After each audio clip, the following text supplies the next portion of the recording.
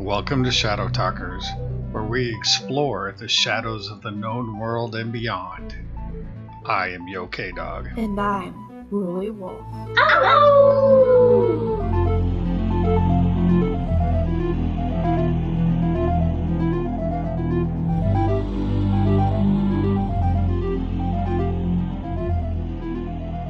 Welcome to today's show. I am here with YoKDog to give a review on Patient 17, which is a movie that currently, as of February 4th, 2018, you can find on Netflix. For free. If you own Netflix. No, not own it, but... As long as you have a subscription to Netflix, you're good to go. I guess if I was the owner of Netflix, I guess I'd be much more wealthier than I am. Yeah. So yeah, Patient 17 is about alien implants, and it's a documentary.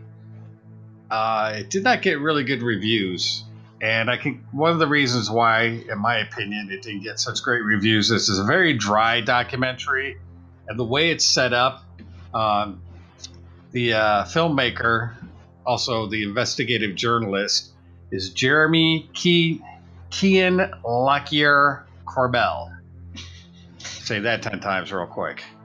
Anyhow, I personally didn't really care for his style of how he did it. To me, it's like an old style type documentary where they start off not telling you what's happening. It's a very dry type atmosphere. And then you're wanting information, and some of it they bring in later, which really, in my opinion, should have been come out at the beginning.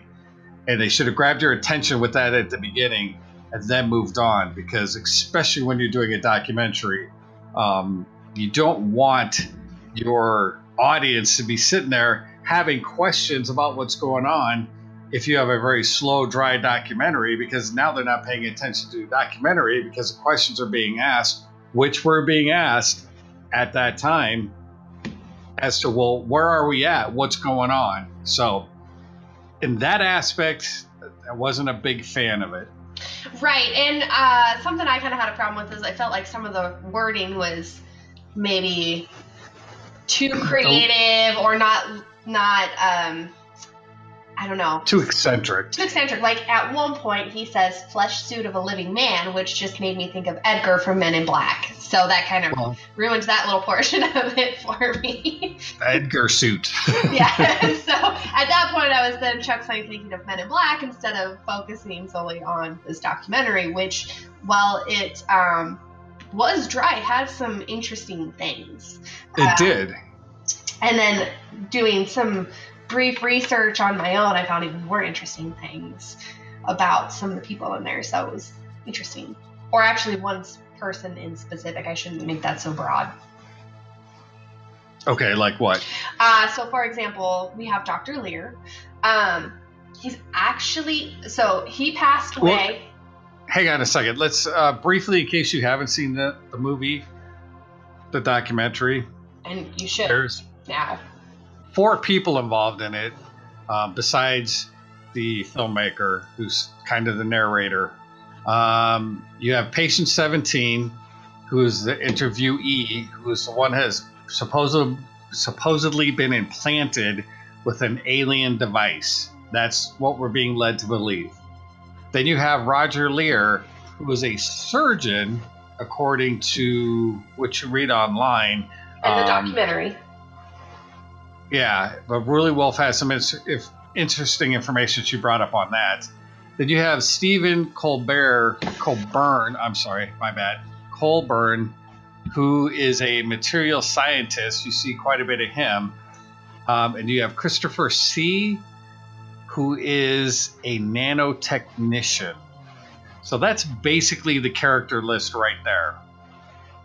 And the whole premises of this documentary is that Patient 17 is number 7, I guess, number 17 for Dr. Lear, and he's going to remove something from him, which they actually show. So if you're a little squeamish about this stuff, you might want to close your eyes, because they actually cut into the guy's leg.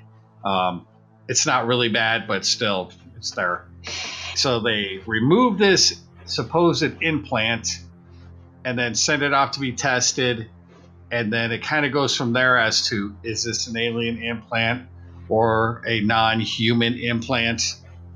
And that's kind of where the documentary goes. Right, and I'd like to interject right here. There are spoilers, so if you have not seen this and you do not like things to be spoiled for you, stop now. I mean, we probably already spoiled some things for you, but this is clearly a review of the movie, so we're going to give you spoilers, but just throwing it out there. If you want to be surprised, just stop listening, go watch it, and then come back. There you go. You've been warned. Exactly. Turn off the computer now. Okay. Or whatever listening device you've chosen. Dun, dun, dun.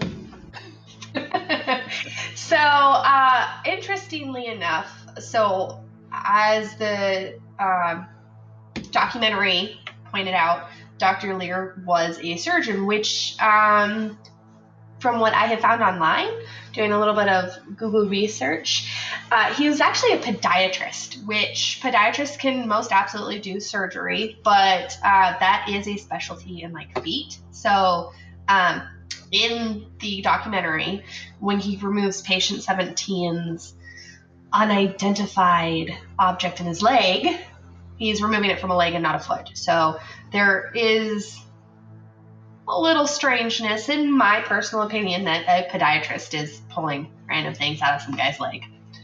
But, you know, it doesn't necessarily confine him to one thing. It is just a little odd. Yeah, I mean, I could see that when you think podiatrist. You wouldn't think of somebody just doing... You don't see him as being called a surgeon, which I guess we don't know if technically he's a surgeon or not. I mean, I don't. Right, and then in the process that they were doing, that was like a super easy, quick. They weren't in like a surgical suite or anything like that. It was kind of like getting a mole removed. They numb up the area, do a little slicing, do a little stitching, and you're good to go. So it's technically a surgical procedure and technically not, in a weird way. So his classification of being a surgeon could have purely been misrepresentation based on the documentary itself. And I found Dr. Lear to be a very interesting character. I mean, very boring, mind you. So when I say interesting, is that totally does believe in what he's doing. I get that impression. He's very dry personality. What I loved, which I thought was kind of weird, because it shows him at one point on a stage, like in a small auditorium. So you're thinking he's getting ready to do some kind of lecture or something. And then all of a sudden he turns around and there's this gargantuan organ, like one of these huge circus organs, and he sits down and he starts playing.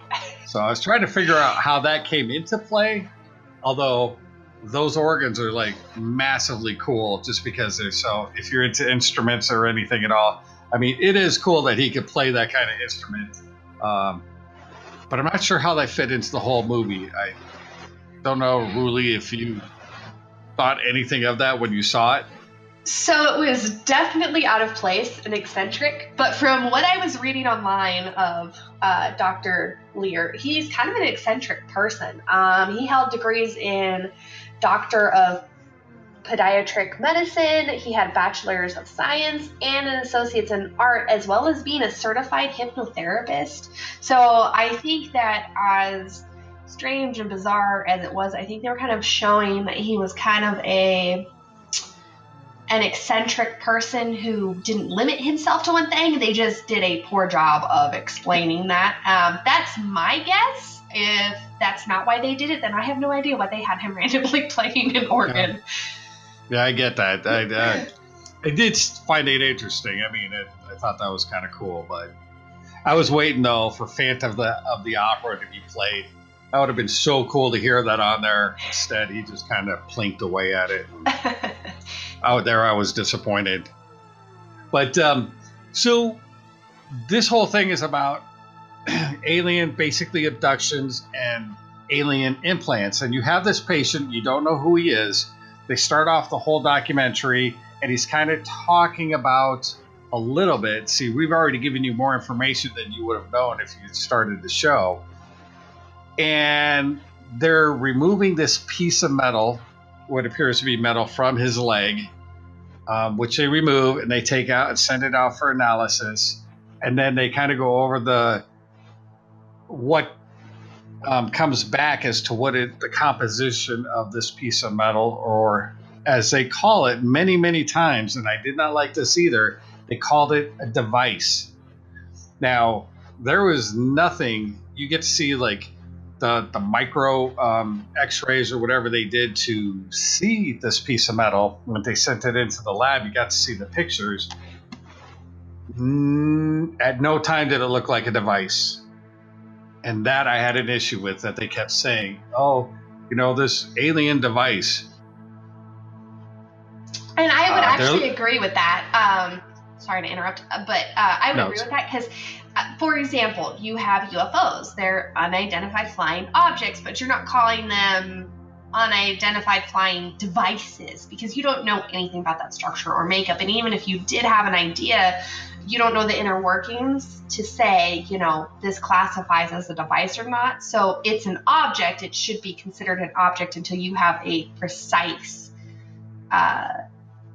example or definition of what it is. So I agree with that calling it a device is kind of asinine because they don't actually know what it is. It's intentionally misleading because they had nothing, and never do they bring anything up of like, oh, look, this looks like it has little moving parts, or this has little electronic elements built into it, or anything.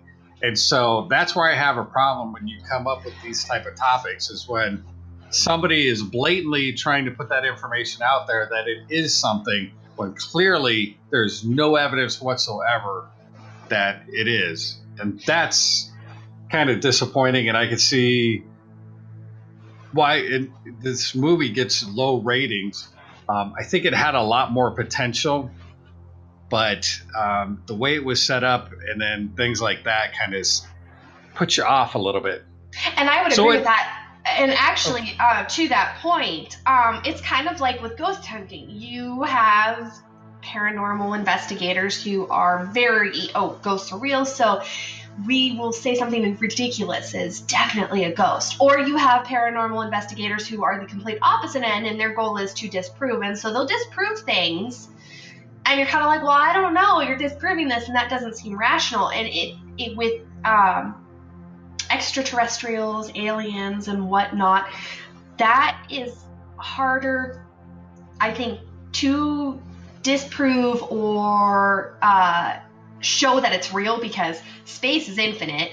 We've explored like an itty bitty little pinprick of our universe, and we can't say that aliens aren't real or are real. And to say, yes, this is an alien device right off the bat is definitely misleading, because you do not know for sure that it is. And I think for some people, it automatically in their mind, you're like, oh, hey, you're a quack. You're just saying that this random piece of stuff is a device in this person's leg when you have no idea what it actually is. And you're going to turn people away from being interested in whether or not it's a possibility. And that's exactly it. I mean, you said it very well. You're going to deter and turn people away from that, because anybody who's already watched this movie, your intrigue is piqued. You want to know, well, what did you find? I think there's a lot of people, plenty of people of open minds, that there may be something going on like that. Like for us, I don't believe that there's alien abductions and also implantations. Now, that doesn't mean, though, I'm not interested and I won't listen with an open mind, because I will. Just because I haven't experienced it, I haven't seen it, doesn't mean it's not real. But if you're going to put out a documentary, you better grab a hold of me, get my attention, shake me like a dog, and say, look at this. This is freaking cool. This is weird. This is bizarre. But unfortunately, you're just taking a piece of metal or a piece of stone out of somebody's leg. And they really actually spent a lot of time on that too, which to me I thought kind of got a little long and drawn out.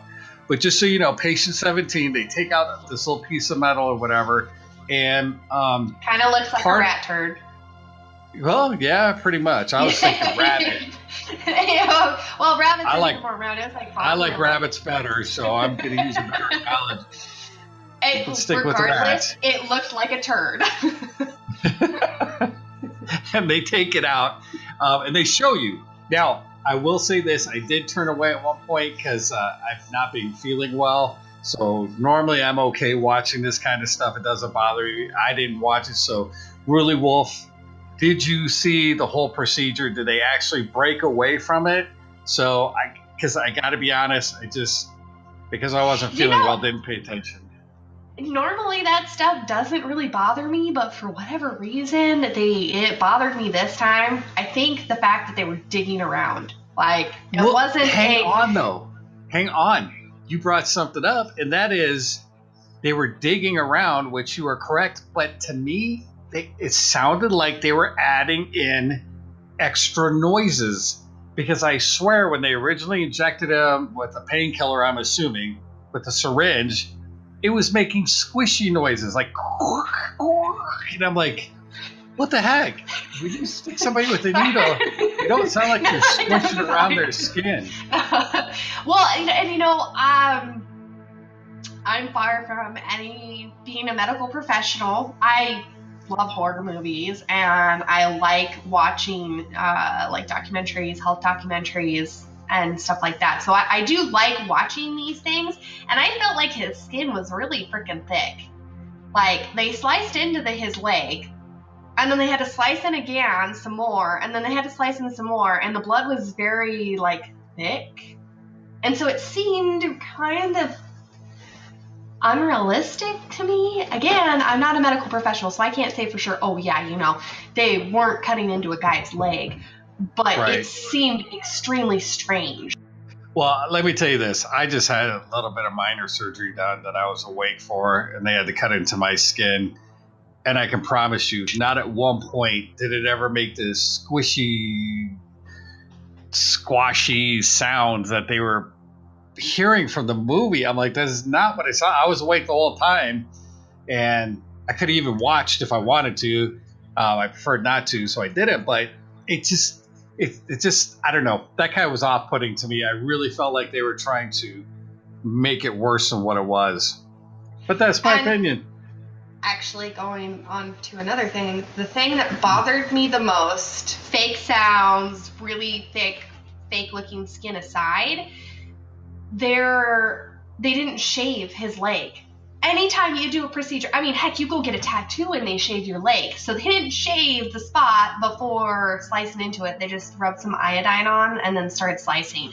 That actually really bothered me, because a proper certified surgeon or medical professional is going to shave the area, because you don't want to get those hairs in the wound, because it can cause infection and whatnot. So that actually really bothered me, because they did not do that. Okay, fair enough. So let's go back to patient 17 too. The whole time, then not the whole time, but he talks about alien abduction or aliens visiting him when he was younger. Mm-hmm. And this is again where this documentary was disjointed. So he's originally talking about when he was a kid, but it's not very clear as to what happened. Then they're talking about the particle on his leg, and they're kind of jumping back a little bit, back and forth. And then later on, he's talking about another visitation from aliens, and you're left to wonder, well, wait a minute, are you talking about when you were a kid? But it can't be, because the context you put it in would have made you as an adult, because he basically says 3 of them showed up, and he took them on and knocked them down and stuff like that. So again, the storyline was completely missed in the beginning, which is where they should have started, and then went to the leg. And then something else we need to talk about is the patient 17 himself. The whole time talks like he's been visited by aliens and that they tried to abduct him, or maybe they did abduct him when he was a kid, but the second or third time around, he fought them off. But he questions whether any of this is real or not.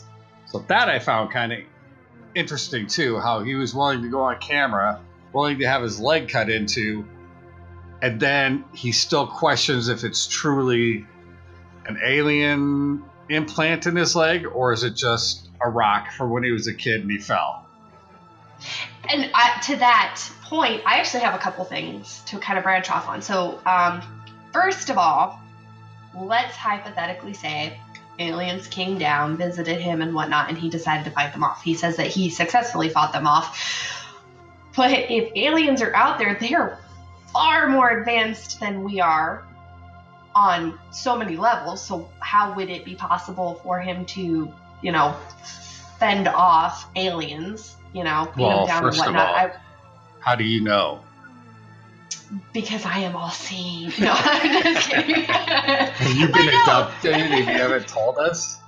Dun, dun, dun. No. And second of all, every time you see them, they're just big-headed squishies. Yeah, well, that's the other thing. I'm tired of that. All you gotta do is push them on the shoulder, and they're gonna fall over because they're top-heavy, because their heads are so big, and their bodies are these skinny little twigs. You just gotta shove them over. Or poke them in the eyes, because their eyes are huge. Well, you can't miss much there. Yeah, poke a predator in the eye. Exactly. So it seems odd that something that supposedly has enough technology to implant something, a quote-unquote device, according to this documentary. That documentary, you get what I'm saying. Anyways, moving along. It seems odd that there would be an alien race that advanced that, would not protect themselves with armor, bodysuit, something. If they're that vulnerable to be getting beat up, you would think that they know that and prepare themselves better. Maybe it's too hot. Maybe it's too hot here. Well, he said it was in Vegas, so I wouldn't blame him. Well, there you go, right? But the other thing that bothered me was patient 17, talked about how he was very firm in his faith, and that as a Christian, if he found out that this device was in fact an alien device, and I'm saying device only because that's what they referred to it in the movie. I don't believe it was necessarily a device. Going back to misleading, but because they referred to it in the movie, I'm going to refer to it here. Sorry, that was my device. Beep, beep, beep. Go ahead. I knew it. I'm an alien. So he talks about how he would be really concerned with his faith, because if it was an alien device, because why would God go around letting implants be implanted? And I had a serious problem with that, because I am a Christian and I'm very firm in my faith, and I don't. That's kind of like saying, hey, God's not going to let people go around murdering other people. Well, that's just human and animal and whatever you want to call it, nature. That's what happens. It's not God doing it. It's not God stopping it. You can't. So to me, saying I am firm in my faith, and at the same time saying, but if this is an alien device, I'm not firm in my faith, because why would God let this happen? That's stupid. Implanting a device is so much it's meh compared to genocide and whatnot. When you're looking at it, so an alien device, aliens took you and put a little thing in your leg that you didn't know about until somebody else mentioned it, compared to awful things in the world. So it makes him, in my mind, personally, an uncredible source when you are making such big jumps like that, if that makes sense. I don't know if I agree with it not making him an incredible source or not, because if you look at it, he was questioning whether he was actually implanted with anything to begin with.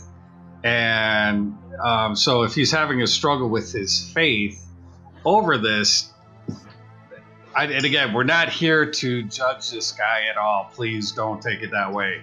It was brought up in the documentary, and it was interesting. I personally would not want to be abducted, and I personally would not want to be implanted with something from some alien race. Man. So But if that happened to me, I wouldn't be questioning my faith. I'd be trying to figure out how I'm going to catch these little boogers. And sorry, I'm being nice. And get them back.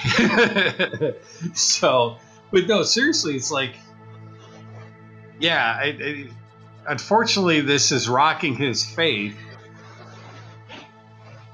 But then it brings around to, did he ever really get abducted? I mean, what are these memories? I mean, this is a whole nother topic, so I want to be careful we don't go down a rabbit hole here.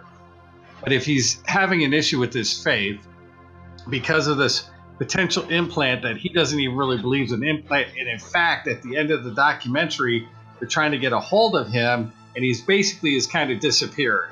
And he took with him the sample that he had because they wanted to do more testing on it. But he's like gone. At the end of the documentary, they can't find him and they can't follow through with this.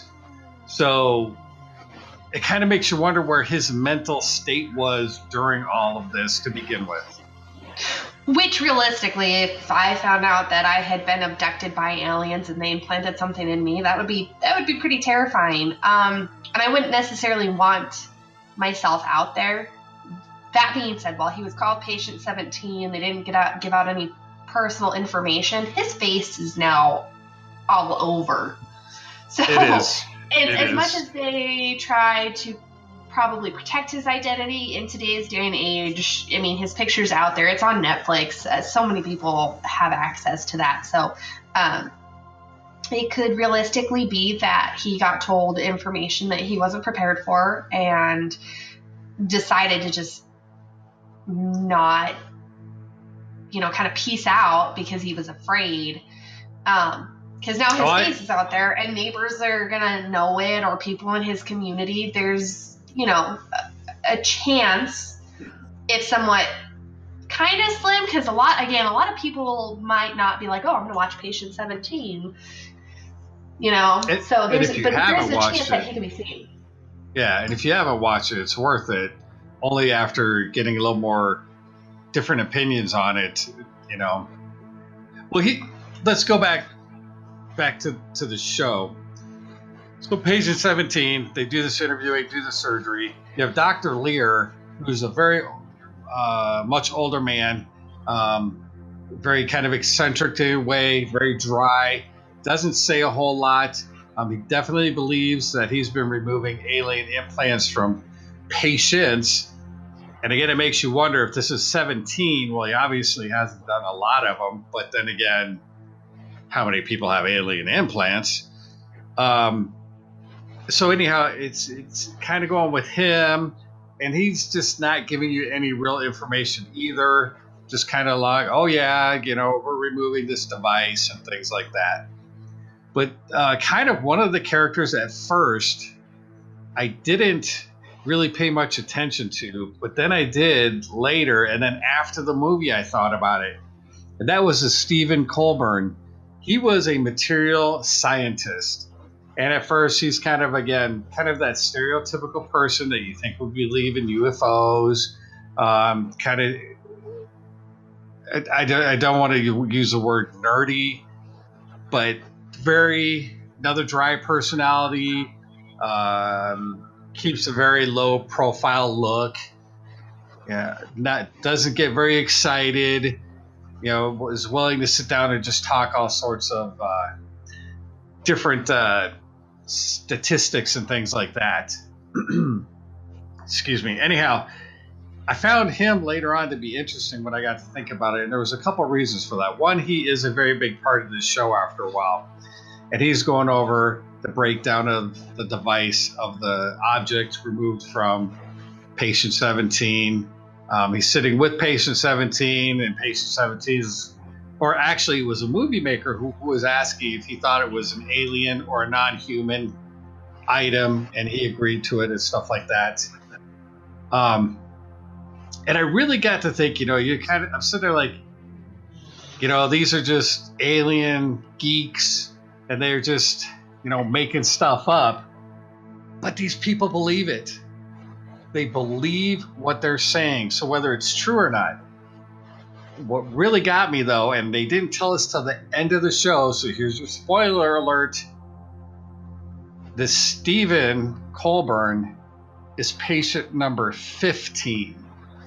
And why they didn't go more into that in this show, and they waited till the very end to tell us, because you're like, well, wait a minute. Here you're going on about a guy who doesn't really know if he believes this at all or not. He's patient 17, and they're making him think that, yeah, you do have an alien object in your body. And then patient 15, who came before this guy, is sitting there that probably has all this information. You would love to hear his backstory, and you don't get to hear it. All you hear is, oh, you're patient 15? You didn't tell me that. Oh, yeah, no, I was. That killed me. They probably did it because they were afraid of wrecking their credibility, having a quote-unquote expert on there talking about things, and then like, oh, bam, he's a patient too. Well, true, but which obviously, honestly, if they divulged that in the beginning, it would have been a lot better. I think. I agree with you. I'm just saying why I think they did it, but I do agree with that. Yeah, well, the other thing is at one point, Dr. Lear passes away at some point during the documentary. And patient 15, Stephen Colburn, gets very teary-eyed and sad. And you don't know anything about this. You don't know that he was patient 15, so he was basically a patient of Dr. Lear. And I was like, why is this guy getting kind of all choked up and all this and whatever? So if this guy, Stephen, really believes he was an alien experiment, and he's been hanging out with Dr. Lear, that also cleared things up. It's like, oh, wait a minute, okay. So you guys had potentially a close friendship. Or, you know, if he really believes that happened to him, and maybe it did. I am not to say it did or did not. But let's say something did happen to Stephen, and he had... Basically, nobody's going to believe you. Because we don't live in that type of society with that kind of belief system. So he probably is a lonely guy, and Dr. Lear was his only true support lifeline, in my opinion. And that's why he was so upset. I was like, wow. But I will give Stephen one thing, kind of jumping track. He made a very good human observation. He's sitting next to a fish tank. And he's talking about how people are like fishes, that basically they're only aware of their microcosm surroundings. He like nailed it. I'm like, that is so true. Because if I were to go and talk to other people about this, let's say, that I believed in alien abduction or alien implantations or anything like that, do you know how many people would reject you and turn you down? So many, because if this was real, how many people are going to believe it? None, because they don't want to, and they don't want to open that. And that's with anything we're going to be talking about in the future. We're going to be bringing up things, and some things that can make you scratch your head and go, well, you know what? That could be real, but people just plug their fingers in their ears and they just leave me alone. I'm in my fish tank. I'm swimming around in my bubbles. Just leave me alone. So anyhow, I really liked Stephen's viewpoint on people and fishes. And it's absolutely correct, because I know straight on, and if we haven't talked about it already, we'll be talking about it. I've had my own personal experiences, and I am very careful with who I tell, because there are a lot of people who are in their fish tanks. The minute I tell them, they're like, oh, well, you're crazy, you know, or, oh, there's no way that could have happened. And I am kind of an anxious to myself kind of person. So day to day, I minded my own business. I'm not going to make something up because that would bring attention to myself, and attention to myself is very uncomfortable. Which is why the podcast is fine, because you can hear my voice and that's it. You can't see me. You're not talking to me directly. I'm cool. But on a day-to-day basis, human interaction is an uncomfortable thing for me. And so that's not something that I would make up, because it's, you know, that it's an attention-grabbing kind of topic. And so to tell someone that's grabbing their attention, they're going to ask me questions. They're going to want to talk about it. I don't like that. And so for me, that's not something I tell people, because I don't want that attention. And so it's very rare that I tell it to people, and you definitely get one of two reactions. There's no in between. at least as far as I've seen, you either have people who are like, oh, well, that's crazy. You're just saying that for attention, or you made up a story or whatever. And then you have the people who are like, oh, you know what? I have this that happened to me too. Like, I want to hear your story. Let me tell you my story. So definitely people live in a fish tank with what they want to believe, and not picking on anybody at all. There are definitely people who don't want to hear or see things, and they block it out even if it's right in front of them, and that is absolutely fine. If we didn't have a diverse society and diverse personalities, we'd be really boring. It'd be like an Orwell book. I find society to be very boring. Like what's about to happen, the Super Bowl. By the way, today is February 4th, Sunday, 2018. We should probably put the dates on these so everybody knows when we record it. And as usual, you don't listen to me because I said it at the beginning of the podcast. Ka-chow. What? Did you say something? No, I did not. Okay, so you're so right, because he's so true. So today the Super Bowl is going to be played. And you Patriots and Eagles fans, awesome for you that your teams are in the Super Bowl. We're going to go to work tomorrow, and you know what's going to be talked about? The Super Bowl. But if I were to go in and let's pick a topic, how about Planet Nibiru? If I were to bring that up, first of all, everybody would look at me like a bunch of dumb chickens, like, what? I went there talking about? They'd just be staring at me. And then if I told them about it, they'd be like, what are you talking about? I don't know. That's crazy. I don't want to know. I don't want to know. It's like, it's so boring. I'm like, oh my goodness, please. All right, you watch the football game. Hey, let's talk about other stuff that's more relevant that could potentially be real. Maybe not, but that's what makes it fun. It's researching and finding out and digging into things, which we're kind of going down a rabbit hole. I said this before. This topic's actually very easy to go off in different rabbit holes. So, Ruly, going back real quick, I do want to say this. First of all, Steven, if you're ever listening to this, I'm sorry. But Dr. Lear was your friend, and he passed away. That's a sad thing. Now, let's go back to the things that certainly did bother me was too much of this. Well, there's all these weird elements. They find all these elements in this object, this teeny tiny rat turd size of metal, and it has all these elements that should not even be there. Now, hang on. Just real quick. So my problem I have is, hey, shut it. My problem is they keep touting it that this is alien material. This is alien, like as it's a fact. That I have an issue with, because you can't prove anything. It's not a device. It's a piece of metal. How to get in the guy's leg, who knows? And then the elements that are in that metal, okay, technically maybe they shouldn't be there, but that doesn't mean it is guaranteed an alien implant, which is what the ultimate goal of this show is to prove. Ruly? Right, and thank you. I'm glad I can finally talk without being yelled at for once.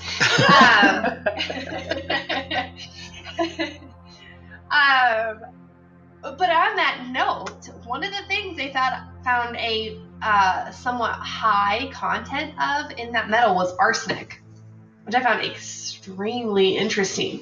By the way, did you know arsenic is in lamb, sheep poo-poo? Oh, is it really? Yeah. And the reason why I bring that up is so when people are like, this is highly toxic, it could kill you. Well, yes and no. I mean, you don't see shepherds dying all over the place, so. Yeah, you also don't see them ingesting sheep poop, so. I mean. I'm not out there. I don't know. Oh, God. Is it a garnish? I don't know. We went out there. I'm falling down the rabbit hole much. But he also I promise you, I'm only drinking coffee. That's it.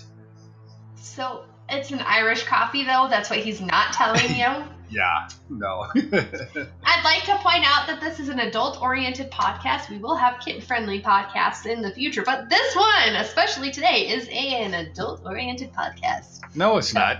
We haven't said anything bad. You were just talking about sheep poop as a garnish. That's nature.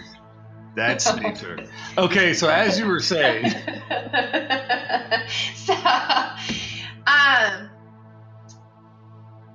So there was arsenic found in the sample as well as other poisons. He didn't specify. He just said poisons. That Actually, doesn't really... You can find it online, and I had it, and I don't have it now. But go ahead. I'm going to try to look. So if you're clicking in the background, that's me just trying to see if I can find it again. All I was going to say was that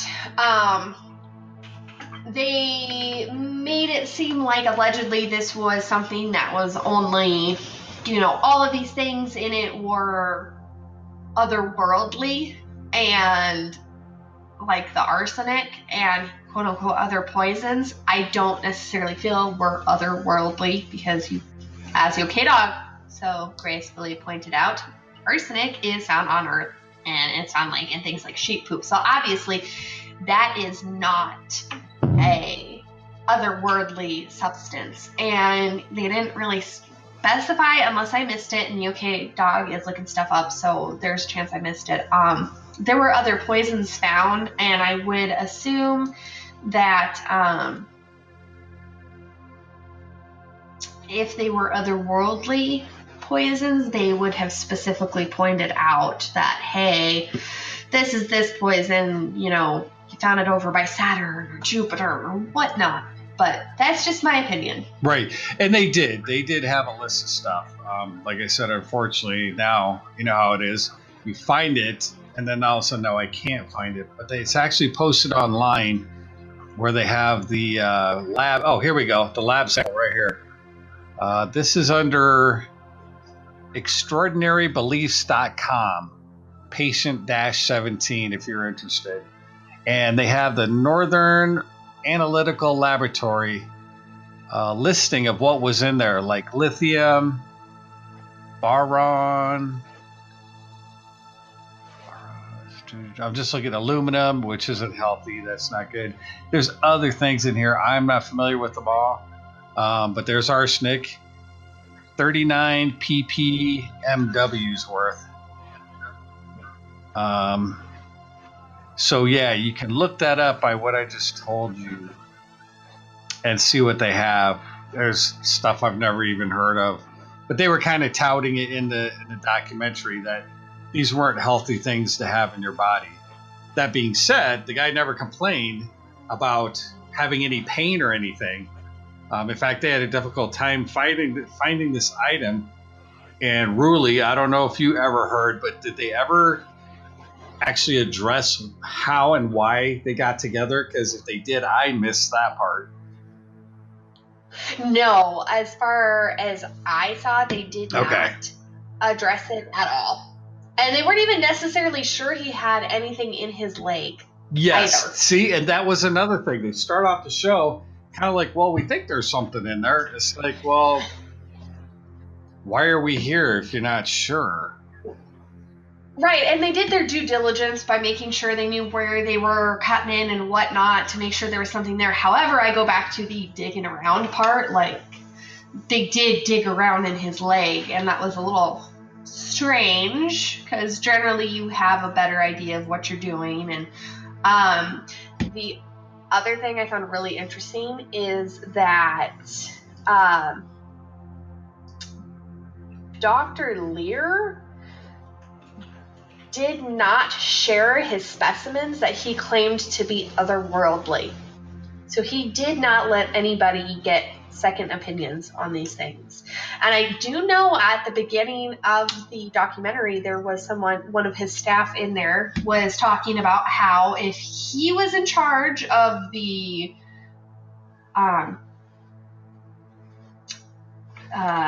my brain just left. In charge. Did the aliens walk out of your brain? Yep, they left. They're like, well, you're boring now. Bye. So he would do second opinion. He would have another third party test these specimens to find out what was in them. And it kind of alluded to the possibly Dr. Lear only going with one company, one person to test these things to see what was in them. And one of his staff in the beginning of the documentary was like, well, if I was doing this, this is what I do, but I'm not in charge of the process of determining what metals and such are in this after it is taken out of the lake. So it was kind of interesting to me that they had one of the staff members saying that. And also that Dr. Lear did not give out these samples or pieces of these samples or even have third parties come in and test the sample to determine it was something otherworldly or even a device. Right, and which later in the documentary they do talk about how they didn't have the funding for it. So that's another one of those where we're going to say it's real, but yet there's more tests that could have been done and different things to be looked at, and they don't do it, which makes me skeptical. So here I have an open mind, but when you start not following procedures that would give more of a clear answer, then I have to wonder, is this real? And then like when Stephen was talking about the list of materials in that item, you know, again, he was just stating it as fact that, you know, first it was, yeah, I think it's otherworldly, non-human, but then to, yeah, I definitely think it is, because patient 17 straight out said, do you think this is an alien implant? And the answer was yes. And again, you don't have enough info on that. What before we missed this one too was Christopher C., the nanotechnician. Now, to me, okay, hang on now. He was not ducky. You see this guy, he looks intelligent, and he's in like a garage of something or a basement or whatever with all his equipment. Okay, cool. But he's a nanotechnician. Anyhow, he reminds me of Doc Brown on Back to the Future as far as his equipment. Not how he looks or acts, mind you. But it's just these wires and old equipment and this that drove me bananas with that whatever that metroscope or whatever he had in the back that just kept blinking and bouncing up and down or whatever. It's like, what's that for? Right, and didn't they say he was funded by the military? I missed that if they did. Somehow he was military affiliated and he was supposedly getting some form of something from the military, which I'm pretty sure the military isn't going to be like, here's the money, set up in your garage, you're cool. Right, well that's it. I mean, totally was out of place. And then when they were questioning him, did you see the look on the guy's face? Either he was, at one point he looked scared, another point he looked totally befuddled, another time he was just stumped. And I'm like, wait a minute, you're a nanotechnician. Hey, first of all, you should be super duper excited that you have an alien implant device information. But he didn't seem that way. He seemed offish. To me, he was... I don't even know how to describe it. I don't want to be negative, but it shocked me. And even at the end, they asked him a question, and he basically kind of leans back into the side like he was scared or something. It's like, what the heck is that? Yeah, he was definitely an odd ducky for sure.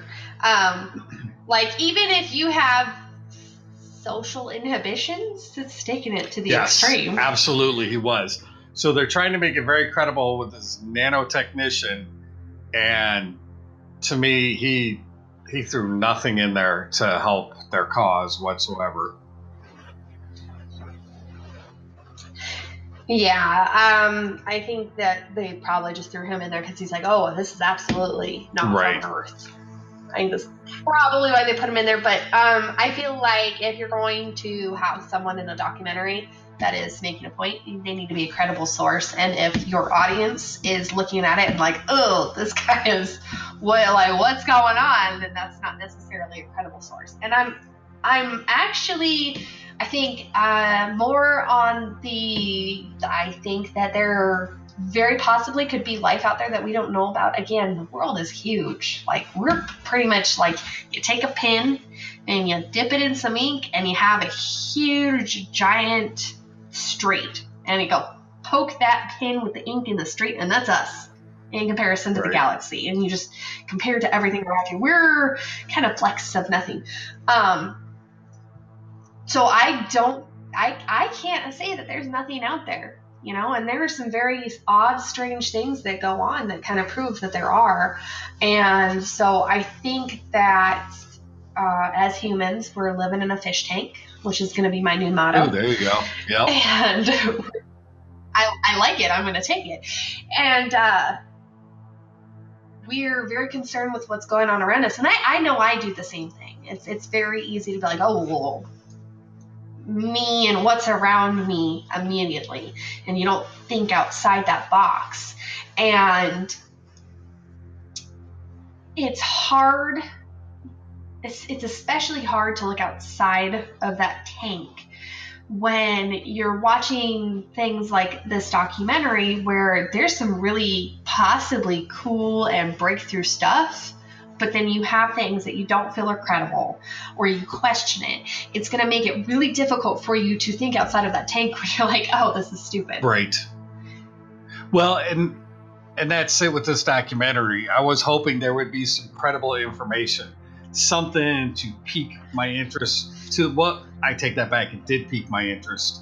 It's something I've never really been interested in before. But they threw the information out there. What they had in this specific instance, I just don't believe it was alien technology, an alien implant. You know, I'm not sure what happened in patient 17's life, that he felt like he's been visited by aliens several times.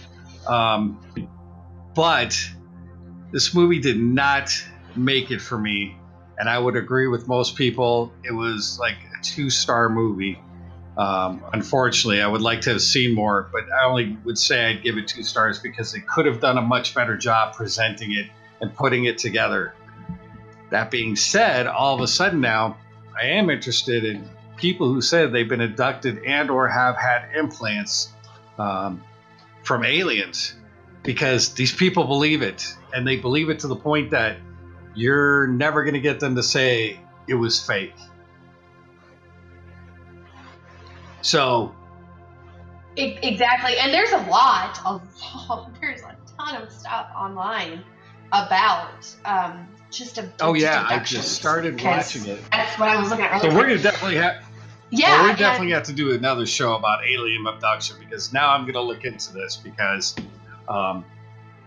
too much. You know, we think the old redneck hillbilly out in his pickup truck drinking his beer got abducted by them aliens that came down and took him away.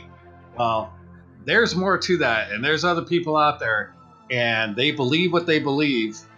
And boy, and again, I'm not saying they have or have not, I don't know, but wow, that's got to be a tough life to live if you really believe that, or something did happen to you and it was something else and you confuse it for that, whatever. Who do you talk to? You can't talk to anybody about it. I mean, it's just crazy. That's a whole different realm that we're going to have to get into someday, RulyWolf. Absolutely. And I mean, a lot of those people are, not all of them. I mean, you're not going to find truth in everything, but there's a lot of them that were actually credible people. You know, they were described as, you know, they weren't liars, they were trusted in their community, and there would be no reason for them to say these things. And so it's definitely something that we'll talk about. I actually have never been huge into the alien stuff. Honestly, it makes my brain hurt a little bit to think about how big our universe is. But just watching Patient 17 and doing a little bit of research, I am super interested in this. So yeah, we're going to have several episodes. I think there's a lot of good, fun information out there. And who knows what else we'll find. But so Ruly, but you'll be on this journey with us. Exactly. So, Ruly, what would you rate this movie out of 5? I would honestly rate it a 3. The was lacking in some places and it was dry, but there was some interesting things that they had in it. Even if it was fake, it was still entertaining to a degree. So, okay, fair enough. I'll take it to a 3 too. There was a lot of effort put into it, just because I didn't like the way it was set up or whatever. And I know a lot of other people didn't, because I did read some reviews about it, and it came to the same consensus that it could have been put together differently. But hey, I didn't do it, so kudos to Jeremy for doing it. He actually got that project done, so there you go. Exactly. Well, that's it for this show. We thank you for joining us. I'm YoKDog. I'm RulyWolf. As always, like, comment, subscribe. We'd like any feedback, good, bad, negative. Bad and negative are the same thing, so you get my point. But seriously, we love our listeners, and we want to hear everything you have to say. And you can find our shows at Shadow Talkers. What is it? Shadow Talkers. Space. Shadow Talkers. Space. Shadowtalkers.space. Exactly. And if you want to hear any type of show, let us know, and we will do our best to see if we can, as long as it fits in our parameters. And we always love to hear from you. Always watch the shadows and be safe. Thanks for listening to Shadow Talkers. You can hear more episodes on iTunes or at shadowtalkers.space.